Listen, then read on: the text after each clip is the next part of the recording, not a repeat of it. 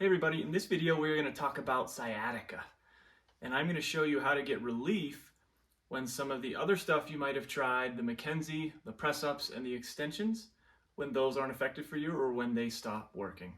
My name is Rob Drenning, I'm a physical therapist, and this is a pattern that I see all the time in the clinic, actually 3 times this week, which is why I wanted to make this video, just hopeful that if somebody out there is struggling that you're not finding relief, this can be something that's helpful for you. So really quickly, I just want to review what the sciatic nerve is because it'll help us understand why sometimes those first line of defense exercises aren't as helpful. So all of the nerves come out of your back, and right in your butt cheek, they join to form one big nerve called the sciatic nerve.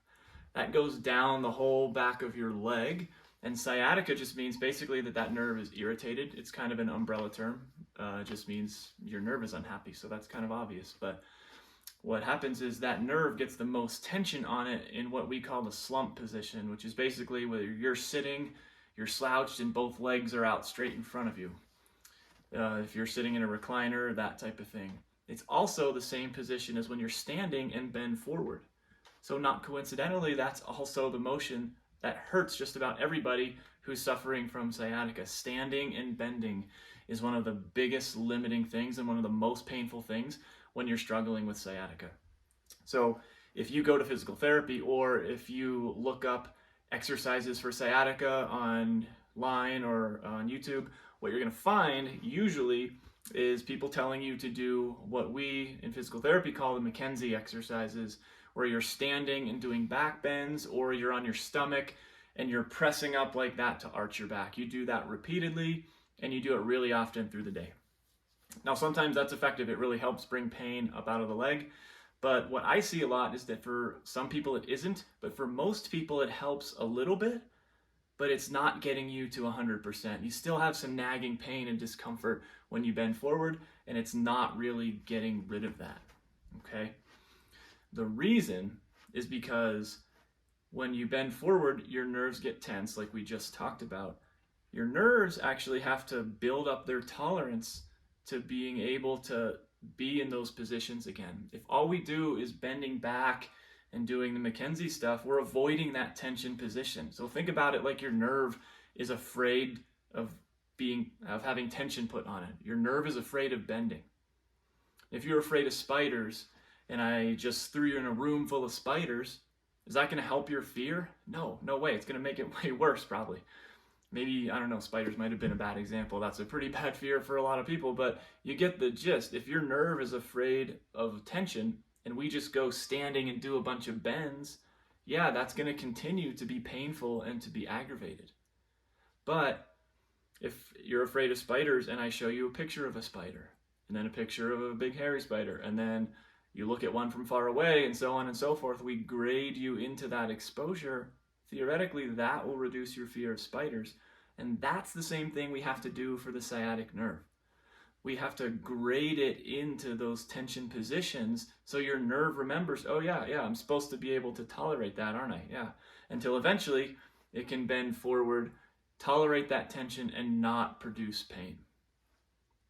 I hope that makes sense. That is exactly what I'm going to show you in this video. I'm going to show you one primer exercise, and then I'm going to show you sitting, bending, or tension progressions, and then I'm going to take you right into standing tension progressions. All of these will be pain-free ways that you can do to rebuild that ability to bend forward and get full relief from your sciatica pain.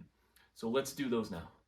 Okay, so the first exercise we want to do to help rebuild the ability to bend forward, have your sciatic nerve tolerate tension, and get you full relief is a primer exercise. And this is a common one also. It's called a nerve slider, a nerve glider, flossing. There's a bunch of terms, but you may or may not be familiar with that. I'm going to show you how to do that first. It just moves your nerves through the muscles and allows it to kind of relax. Your nerve is like a baby in a sense. It wants to be rocked and it calms down. We're just going to rock that nerve a little bit, get it feeling good, and then go into the bending progressions. So to do that, right now I'm sitting on a bar stool. If you can be sitting on something where your feet are off the ground, like the edge of a bed or a bar stool, anything along those lines, it's going to make this a lot easier for you. So I'll show you on this outside leg just so you can see. What we're going to do is we're going to go with your foot up. You're going to bend your toes up to the ceiling. And then you're going to slowly straighten your leg out as you look up to the ceiling. And then I'm going to look down as my leg is coming down. Now you're going to do this on your involved leg, and you're going to do it in a range that is very comfortable. You should feel no pain with this. You should feel ideally even no stretching in your hamstring, no tension sensations, so you don't have to get your leg all the way straight. You just go in whatever range is completely comfortable for you, and even so you don't feel any stretching. So you're going to look up. I call this a face kicker because that's how I remember the directions to move, like you're kicking yourself in the face. If I go farther than that, I feel stretching here, so I'm just going to stay just shy of that.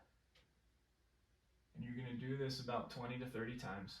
Nice and comfortable and pain-free. You'll get some funny looks from your friends or your roommates or your partner, but you should feel nothing with this. This is the primer exercise to get your nerve happy so that we can go into some of the sitting bending progressions, and that's what I'm going to show you right now. So now we're going to go to the sitting bending progressions. Sitting is a nice transition between what we just did and being fully upright, fully standing. When we're standing, our muscles are working a lot harder against gravity, so sitting is a really good way to start to reintroduce that forward bending position, but keep it pain-free. All of these should be 100% comfortable. So we're going to go through some progressions.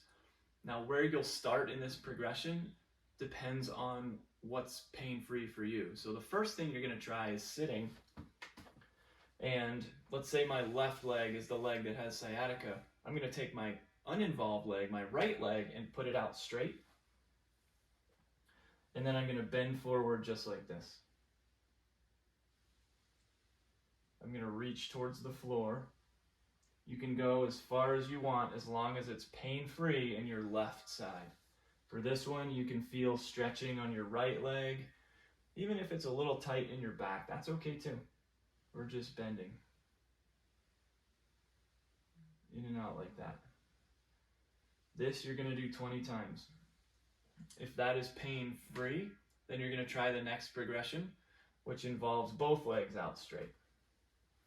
And your knees can be slightly bent or they can be all the way straight, but we want them relatively straight. And then you're just going to bend forward again, reaching right in between your feet. Back and forth like that.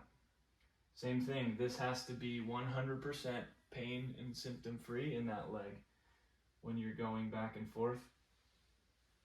So if you go all the way and it hurts, you can go part way. This needs to just be comfortable. Remember, we're reducing that fear that your nerve has of bending.